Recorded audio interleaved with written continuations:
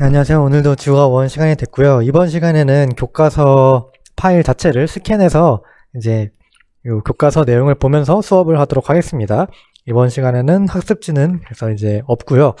이제 간단하게 지구 온난화와 이제 기후 변화 협약 요 내용을 하는 거기 때문에 교과서로만 하도록 하겠습니다. 자, 여기는 교과서 131페이지고요. 여기 보시면 탐구라고 해서 지구온난화의 경향성 조사라는 탐구가 있습니다. 그래서 이제 1986년부터 2005년까지 지구 평균 온도가 점점 변화해 온 이 기록이 있고요. 자료가 있고요.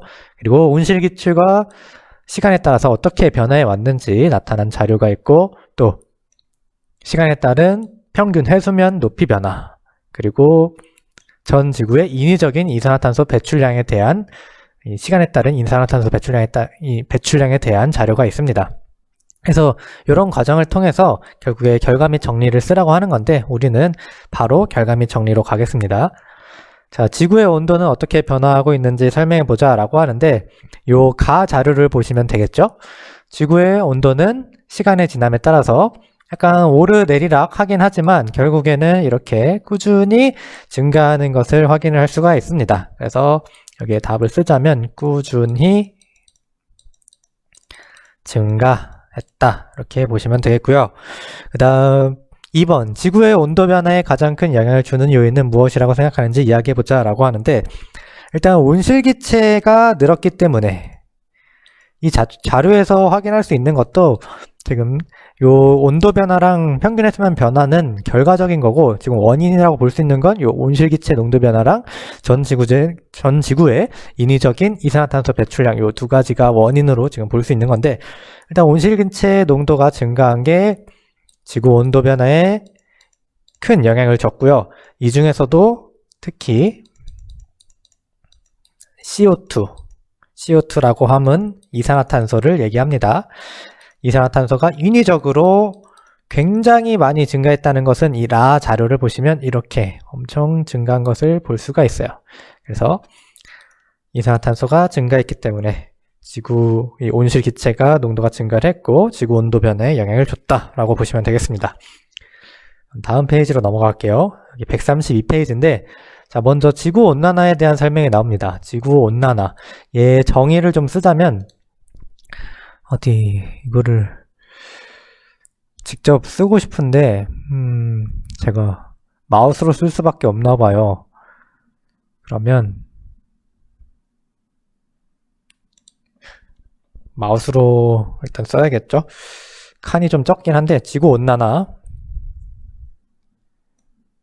이제 자, 온실기체 양이 증가해서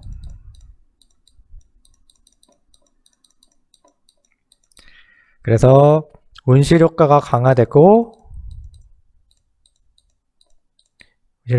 온실기체가 증가해서 온실효과가 강화되고 결국 지구 평균 기온이 상승하는 현상이 바로 지구온난화입니다. 저는 이렇게 좀 큼직하게 썼는데 여러분들은 이제 그 교과서 위쪽으로 이렇게 빼가지고 쓰시면 잘 쓸 수 있을 것 같아요. 그래서 교과서 줄을 좀 치면 지구온난화는 여기 제가 말한 온실기체 증가로 온실효과가 강화돼서 지구 평균 기온이 상승하는 현상인데, 지구온난화가 심해진 것은 산업혁명 이후에 주로 지구온난화가 심해졌었고요. 그리고 그 이유는 이제 화석연료의 사용이 크게 증가했기 때문입니다. 산업혁명 이후에 화석연료의 사용이 크게 증가했기 때문에 이제 이산화탄소가 배출되면서 이렇게 온실효과가 강해진 거고요. 또 이것뿐만 아니라 축산 폐수 등에서 발생하는 메테인, 그리고 농경지 등에서 발생하는 아산화질소와 같은 이런 온실기체들이 대기로 들어가서 잔류하면서 온실효과가 커지게 된 거죠. 그래서 지구온난화가 점점 심해지고 있는 거고요. 특히 이 지구의 기온 상승이 인간활동과 밀접한 관련이 있음을 우리는 확인할 수가 있습니다. 산업혁명 이후 화석연료를 인간이 사용하면서 이렇게 지구의 기온상이 급격하게 일어났었고, 또 이런 축산 폐수나 농경지에서 발생하는 것도 다 인간의 손에 의해서 만들어진 것이기 때문에 지구의 기온 상승은 결국에 인간 활동에 의해서 이뤄졌다라고 볼 수도 있는 거죠. 어쨌든 이거는 지구온난화에 대한 전반적인 설명이었고요. 이 밑에가 좀 중요한데, 자, 지구온난화의 가장 뚜렷한 징후는 빙하 면적의 감소와 해수면의 상승이에요. 그래서 요거 두 개를 가지고 이제 이 온난화가 진행되고 있다는 것을 확인을 할 수가 있고요. 그리고 이제 온난화의 진행 과정을 좀 보면, 여기서부터, 자, 일단 빙하와 만년설이 녹게 됩니다. 지구의 기온이 올라가서 빙하와 만년설이 녹아요. 그러면 지표의 반사율이 감소해서 더 많은 양의 태양 에너지가 유입이 됩니다. 그 빙하와 만년설, 즉 얼음과 눈이죠. 얼음과 눈은 반사율이 크다고 얘기를 했습니다. 약 90 정도 된다고 해서 90% 정도 된다고 해서 대부분의 태양 에너지를 이제 반사를 시키죠. 근데 이것이 녹아서 이 지표의 90이라는 반사율을 담당하던 눈이랑 얼음이 녹아서 사라진다면 지표로 들어오는 태양 복사 에너지는 더 많아질 거고, 그러면 지구의 온도는 또 올라가겠죠. 어쨌든 시작은 지구 온난화, 기온의 상승이었는데 기온의 상승으로 인해 눈이 녹고 그 눈이 녹은 것 때문에 기온이 또 상승한다라는 겁니다. 그리고 이렇게 기온이 상승하게 되면 또 어떤 문제가 생기냐? 해수의 온도가 상승을 하겠죠. 근데 해수의 온도가 상승하면 이 이산화탄소를 잘 흡수하던 해양의 온실가스 저장 능력이 줄어들게 됩니다. 여러분들 그 해양 파트에서 배웠죠? 해수의 온도가 낮을수록 기체의 용해도는 커졌다. 요거를 알고 있죠, 우리는? 근데 해수의 온도가 높아진다라는 뜻은 기체의 용해도는 낮아진다라는 뜻이 되겠죠. 그러니까 지구가 따뜻해지면 해수의 온도가 올라가면서 바다의 기체의 그 용해도도 낮아지게 되고, 그렇게 되면 바다에 녹아있던 이산화탄소 같은 온실가스가 배출이 되게 됩니다. 그래서 이러한 현상들, 눈이나 얼음이 녹는 거, 그리고 해양에서 온실가스가 저장되지 못하고 빠져나오는 거, 이런 것 때문에 온난화를 더욱 심하게 시키는 악순환을 일으키게 되고요. 또 이런 온난화로 인한 현상이 어떤 문제점을 우리한테 줄 수 있냐? 해수면이 상승하면 이제 생명체, 특히 우리 인간 자체가 생활 터전이 위협을 받게 됩니다. 섬나라들은 막 가라앉게 되고 그렇게 되겠죠. 그러다 보면 생물 다양성이 감소하면서 전 지구적인 생물권에 문제가 생길 수가 있고요. 그리고 이런 가뭄, 홍수, 태풍과 같은 자연재해가 발생을 하면서 우리가 먹을 수 있는 이런 곡물 생산량이 감소해서 인간에게 영향을 주는 기근이나 전염병 증가 등 사회적인 문제들이 생길 수가 있겠습니다. 자, 그 다음에 여기 또 뭐 영구 동토층이라고 설명이 좀 나와 있는데 요거에 관심 있는 학생도 있을 거예요. 요거는 이제 1년 내내 얼음인 곳, 이제 여름이나 겨울 이런 계절 변화에 따라서 얼음이 녹았다가 다시 얼었다가 하는 게 아니라 항상 얼음으로 얼어 있는 곳을 영구 동토층이라고 얘기를 하는데, 여기에는 이제 과거에 있던 뭐 이 기체들이 막 녹아 있거든요. 근데 얘네들이 잘 얼음 속에 갇혀 있었는데 얘네들이 만약에 지구 온난화로 인해서 녹게 된다면 이제 온실기체로서 빠져나오면서 온난화에 더 많은 영향을 줄 수 있기 때문에 위험하다라는 얘기가 있습니다. 또 뭐 그런 얘기도 있죠. 영구동토층에는 바이러스들이 얼어 있는데 그게 녹게 되면은 바이러스가 퍼지면서 인간에게 위험할 수가 있다. 뭐 그런 얘기도 있으니까 요 영구동토층 이런 게 있구나 한번 보시면 될 것 같고요. 그리고 여기 지구의 온도가 증가했을 때 나타날 수 있는 현상들, 되게 끔찍한 내용들이 많습니다. 그래서 우리는 적어도 지금 상승폭을 줄여서 최대한 이 기후변화를 늦추고 또 기후변화를 더 완화시켜서 지구온난화를 해결할 수 있는 방향으로 진행이 돼야 될 것 같습니다. 이런 문제점이 많거든요. 그리고 여기 옆에 페이지로 넘어가면 우리나라의 경우에도 이제 온난화에 의해서 피해를 받을 수가 있는데, 어떤 피해를 받을 수 있냐면 해수면이 높아져서 막대한 경제적 피해가 발생할 것으로 예상이 된다라고 얘기를 하고 있습니다. 그리고 요 옆에 있는 탐구 자료를 좀 보면 이제 한반도 우리나라의 기후 경향성을 조사한 자료가 있어요. 그래서 이것도 결과 및 정리만 좀 보겠습니다. 우리나라의 기온과 강수량은 어떻게 변화해 왔는가라고 묻고 있는데, 이렇게 시간에 따라서 기온 점점 증가한 것을 확인할 수가 있고요. 시간에 따라서 강수량, 솔직히 좀 오르락 내리락 하긴 하는데 결국에는 상향을 점점 하고 있다는 것을 확인할 수가 있습니다. 그래서 얘는 어쨌든 간에 점차 증가하는 꼴을 보이고 있고요. 1번 점차 증가하고 있다. 그리고 두 번째, 이와 같이 기후가 변화하는 가장 큰 원인은 무엇일까? 라고 묻고 있는데 이것은 지구온난화 때문이죠. 지구온난화 때문이다. 그래서 우리나라의 기후는 우리나라 기온과 강수량은 점점 증가하고 있고 이것은 지구온난화 때문이다. 그래서 여기서 뭐 더 얘기를 해보라 라고 하는데 시간이 지나면 둘 다 이제 증가를 하겠죠. 기온과 강수량 점점 더 둘 다 증가를 할 것이다 라는 얘기고, 그리고 기후변화로 우리가 겪을 수 있는 변화, 뭐 식량 문제 이런 것들이 있겠죠. 기후가 변화하기 때문에 식량난, 식량재난, 뭐 어쨌든 식량난 뭐 이렇게만 쓰시면 될 것 같아요. 식량난. 자, 그래서 요 교과서 내용은 요 정도인데 제가 따로 좀 필기를 하고 싶은 게 있습니다. 일단은 알베도에 대해서 좀 다시 설명을 할게요. 알베도는 저번 시간에 뭐라고 설명했냐면 지구의 반사율이라고 얘기를 했는데 조금 고치겠습니다. 지구의 반사율 말고요. 그냥 반사율로 봐주세요. 반사율. 알베도는 반사율이다. 태양 복사 에너지의 반사율이다. 이렇게 보시면 될 것 같고요. 그래서 알베도는 지구의 반사율이 아니라 이제 지구의 알베도라고 부를 수가 있는 겁니다. 지구의 반사율에서 지구의 알베도 또는 이제 또 눈, 얼음의 알베도 이런 식으로 알베도는 반사율을 뜻한다 라고 보시면 될 것 같고요. 이 용어만 그냥 알아두시면 될 것 같아요. 바로 한글로 반사율이라고 주면 좋겠지만 가끔씩 문제에서 알베도라고 주는 경우가 있습니다. 그러면 그 용어가 생소하다고 생각하지 마시고 아 이건 반사율을 얘기하는 거구나 하고 보시면 될 것 같아요. 그래서 지구의 알베도는 이제 약 30이 되는 거고요. 30%. 그리고 눈, 얼음의 알베도는 이제 약 90%가 되는 거죠. 그리고 하나 더, 지표의 알베도. 지표는 이제 특성에 따라 많이 달라요. 뭐 사막, 풀, 초원, 뭐 여러 가지 특성에 따라서 알베도가 다 다르긴 하는데 평균적으로는 이제 30보다는 낮은 편입니다. 그리고 이제 구름의 알베도가 있어요. 구름의 알베도. 요거는 이제 구름도 특성이 많습니다. 수증기의 밀도가 얼마나 크느냐, 그리고 구름의 높이는 얼마나 작고 뭐 크냐, 요거에 따라서 알베도가 다르긴 하는데 구름의 알베도는 어쨌든 간에 꽤 높습니다. 한 30에서 70? 근데 수치적으로는 딱히 신경을 쓰지 마시고 어쨌든 지표에 비해서는 꽤 높습니다. 눈에 비해서는 낮지만 지표에 비해서는 큽니다. 그래서 한 30에서 70 정도라고 생각하시면 편할 것 같고 굳이 수치를 기억하지 마시고 어쨌든 꽤 높다라는 거. 구름의 알베도는 꽤 높다.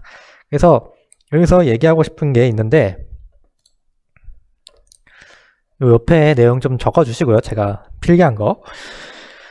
이제 되먹임 작용에 대해서 좀 얘기를 하려고 합니다. 여기 교과서에 여기 보시면 온난화가 더욱 심해지는 악순환이라고 얘기를 하는데 지금 온난화로 시작해서 온난화가 더 심해지는 이 악순환이 반복되고 있거든요. 요걸 뭐라고 얘기를 하냐면 되먹임 작용이라고 얘기를 해요. 되먹임 작용. 여러분 잠깐 이걸 일시정지하고 타자로 좀 치고 오겠습니다. 네, 아까 했던 얘기가 여기 악순환 부분을 얘기를 하면서 요게 되먹임 작용이라고 얘기를 했죠. 지금 필기를 하고 왔습니다. 자, 여러분들 교과서 빈 페이지에 쓰시면 되고요. 요거요. 자, 아까 그 악순환을 갖다가 되먹임 작용이라고 얘기를 합니다. 영어로는 피드백이고요. 요 되먹임 작용의 정의는 어떤 뜻이냐면 어떤 일로 발생한 결과가 다시 원인에 영향을 주는 것이 바로 되먹임 작용입니다. 그래서 양의 되먹임이 있고 음의 되먹임이 있어요. 양의 되먹임은 어떤 일로 발생한 결과가 그 어떤 일을 다시 증가시키는 이제 증가시키게 영향을 주면은 양의 되먹임이라고 얘기를 하고요. 그리고 음의 되먹임은 어떤 일로 발생한 결과가 다시 그 어떤 일을 이제 감소시키는 영향을 준다면 음의 되먹임이라고 얘기를 합니다. 그래서 이걸 뭐 예를 든다면 내가 오늘 기분이 안 좋아요. 기분이 안 좋은데 이제 친구한테 내가 기분이 안 좋으니까 막말을 했어요. 막말. 그랬더니 친구가 나한테 또 내가 친구한테 먼저 막말했으니까 친구도 나한테 막말하겠죠. 그랬더니 내 기분이 더 안 좋아진 거야. 그래서 자, 시작은 내가 기분이 안 좋았던 건데 이렇게 갔더니 결국 내 기분을 더 안 좋게 하더라. 요런 경우, 이런 걸 양의 대먹임이라고 얘기를 하고요. 이제 음의 대먹임 같은 경우에는 내가 오늘 기분이 안 좋은데 내가 친구한테 막말을 했어, 막말. 근데 걔가 너무 천사야. 그랬더니 네가 오늘 기분이 안 좋구나, 내가 위로해줄게 해서 내 기분이 좀 좋아졌어. 그렇게 되면 이런 거는 음의 대먹입니다. 내가 기분이 안 좋아서 했던 건데 내 기분이 좋아졌네? 이런 식으로 좀 이해가 됐을까요? 음의 대먹임, 양의 대먹임. 그래서 요 대먹임 작용이 지구온난화에서 많이 일어납니다. 그래서 지구온난화에서 일어나는 양의 대먹임을 좀 볼게요. 요게 심각하기 때문에 지구온난화가 위험한 거죠. 그냥 인위적인 효과로 인해서 온도만 증가하면 상관없는데 그 온도 증가로 인해 또 온도가 증가해가지고 위험한 겁니다. 그래서 이 양의 대먹임 3개의 예시가 있는데 3개 하나씩 다 보죠. 자, 온난화로 인해서 지금 온난화라는 현상이 먼저 발생을 한 겁니다. 지구온난화는 즉 기온이 증가했다라는 거예요. 기온이 증가하니까 증발량이 증가합니다. 그렇다면 대기 중에 수증기량이 증가를 하게 되겠죠. 근데 이 수증기는 그 온실효과의 기여도에서 얘기를 했지만 온실효과 기여도가 굉장히 높습니다. 근데 대기 중에 수증기량이 증가한다라는 뜻은 온실효과가 증가하는 현상이 나타나죠. 그래서 기온이 증가한 걸로 인해서 다시 기온이 증가하게 되는, 그러면 요만큼 기온이 증가한 만큼 다시 또 증발량은 조금이라도 더 증가할 거고, 그러면 수증기량 또 증가할 거고, 온실효과 또 증가할 거고, 그 증가한 만큼 증발량이 또 증가, 요게 반복이 된다라는 겁니다. 아주 위험하겠죠? 자, 그 다음 지구온난화로 인해 기온이 증가를 하면 해수 온도 증가합니다. 자, 그렇게 되면 해수가 그 기체의 용해도, 해수의 기체의 용해도가 감소를 하게 되겠죠? 해수의 온도가 낮을수록 용해도는 컸으니까, 기체의 용해도는 컸으니까. 그래서 주로 이제 이산화탄소를 잘 녹여가지고 해수가 저장하고 있는데 그 이산화탄소의 용해도가 감소하면서 대기 중으로 빠져나오게 되면 대기 중에 이산화탄소가 증가를 하게 되고 그걸로 인해 온실효과가 증가할 거고, 그러면 또 해수온도 증가할 거고, 이게 반복이 되면서 위험해지겠죠. 그 다음 자, 기온이 올라갔습니다. 그러면 빙하의 면적이 감소하겠죠. 빙하, 얼음, 눈 이런 것들이 녹을 겁니다. 근데 걔네들은 알베도가 높은 애들이었어요. 그래서 걔네들이 녹게 되면 태양복사 에너지의 반사율이 감소하게 될 거고, 그렇게 되면 태양복사 에너지가 더 많이 유입이 되면서 기온은 올라갈 거고, 그럼 기온이 올라간 만큼 빙하 면적도 감소할 거고, 이게 반복이 되겠죠. 이런 식으로 양의 대먹임으로 인해 굉장히 위험해집니다. 근데 무조건 양의 대먹임만 있으면 또 이 지구온난화가 말도 안 되게 그냥 살짝만 올라간 순간 이미 걷잡을 수 없이 말도 안 되게 이제 재앙이 오겠죠. 근데 그거를 어느 정도 조절해주는 음의 대먹임도 있어요. 자, 기온이 증가했습니다. 근데 기온을 낮추는 효과가 있다라는 거죠. 그게 뭐냐? 자, 기온이 증가했기 때문에 증발량이 증가를 합니다. 아까 여기서 1번이랑 똑같죠. 증발량 증가로 인해서 수증기량이 증가한 거야. 그래서 수증기라는 온실기체에 의해서 온실효과로 인해 기온이 증가하는 경우도 있긴 하지만 요 수증기량 증가로 인해서 대기 중에 이제 구름이 더 많이 생성될 수가 있습니다. 근데 이 구름은 어떤 역할을 했냐면 알베도가 물론 눈이나 얼음보다는 낮긴 하지만 지표보다는 높았어요. 그래서 태양복사 에너지의 반사율이 어느 정도 증가합니다. 그래서 지구로 입사하게 되는 태양복사 에너지가 좀 줄어들게 되면서 온난화가 둔화되는, 이제 기온을 조금 낮춰주게 되는 효과가 있습니다. 그래서 기온이 증가한 걸로 인해서 기온이 낮춰지는 현상이 나타났다. 이런 걸 음의 대먹임이라고 얘기를 하고요. 그래도 주로 양의 대먹임이 많기 때문에 굉장히 위험하다, 이렇게 보시면 되겠습니다. 요거 양의 대먹임과 음의 대먹임 잘 봐주시길 바라고, 요거는 제가 학습지가 없어요. 필기입니다. 필기. 여러분들 책에 잘 써놔 주세요. 영상 이렇게 멈추면서라도. 자, 그 다음에 이제 여기 마지막 134페이지, 35페이지 여기만 보겠습니다. 여긴 줄만 칠 거예요. 금방 합니다. 자, 기후변화는 지구 시스템 전반을 변화시키는 중요한 문제다. 기후변화가 인간 활동에 의해서 가속화되고 있다. 그렇다면 기후변화 방지를 위해서 또 인간이 노력해야 할 것이다. 그래서 국제적 협약을 맺고 있는 거죠. 기후변화가 인간선에 일어나고 있으니까 인간이 스스로 막자 하는 국제적 협약이 있습니다. 그래서 그런 게 어떤 게 있느냐? 자, 여기 기후변화 협약이 여러 개 나와 있는데, 먼저 정부 간 기후변화 협의체 IPCC, 요거는 1988년에 조직되었고요. 주로 기후변화에 관한 보고서 발표, 그리고 관련 정책 제안 활동을 하는 곳입니다. 자, 그 다음 1997년 이때 교토의정서가 채택이 됩니다. 요거는 어떤 국제적 협약이냐? 이산화탄소, 메테인, 야산화질소 등 이런 온실가스를 지정을 해가지고 관리하자고 얘기를 했는데 특히 선진국들이 먼저 감축하자고 그렇게 협의한 것입니다. 교토의정서. 그래서 요 내용도 잘 보시고 요 밑에 간단하게 잘 나와 있어요. 자, IPCC 기후변화에 대한 국제연합의 이제 기본 협약에 대한 보고서를 발행하는 그런 활동을 하고 있다. 그리고 1992년 류대자 네이루 UN 환경개발회의, 여기 뭐 기후변화 협약, 생물다양성 협약, 그리고 의제 20일 삼립보존 원칙 채택 등등 이런 걸 했는데 여기 좀 더 리우 환경 협약에 대한 설명이 잘 나와 있습니다. 이것도 같이 눈여겨서 봐주시길 바라고요. 이 리우데자 네이루 UN 환경 개발 회의를 리우 환경 협약이라고 이렇게, 이 회의에서 이제 서명된 협약이 리우 환경 협약입니다. 요 회의에서 리우 환경 협약이 이제 채택이 되었다. 그래서 이 리우 환경 협약은 지구온난화를 방지하는 취지에서 이루어진 협약이고 지구온난화를 가속시키는 이산화탄소의 배출 규제를 주요 과제로 다루었다라는 거, 리우 환경 협약도 잘 봐주시길 바랍니다. 그리고 교토의정서, 아까 얘기했죠. 선진국이 먼저 이제 감축 의무를 지겠다라고 했던 거고, 그다음 파리 협약은 선진국과 개도국 모두, 선진국뿐만 아니라 선진국과 개도국 모두 자발적으로 온실가스를 감축하자라는 의미에서 협약이 있었고요. 그리고 교토의정서에 대한 내용 조금 더 자세하게 나와 있으니까 이것도 같이 봐주시길 바랍니다. 자, 그래서 쭈루루루룩 넘어가서 마지막 문단만 볼게요. 자, 결국에 여기서 제일 중요한 거 명언이죠. 한 번 파괴된 환경을 되돌리기 위해서는 많은 노력과 경제적 부담이 필요하다. 따라서 인류의 삶이 지속적으로 가능한 행성으로서의 지구를 지켜내기 위한 우리 모두의 노력이 필요하다. 그러니까 한 번 파괴된 건 되돌리기가 매우 힘들다.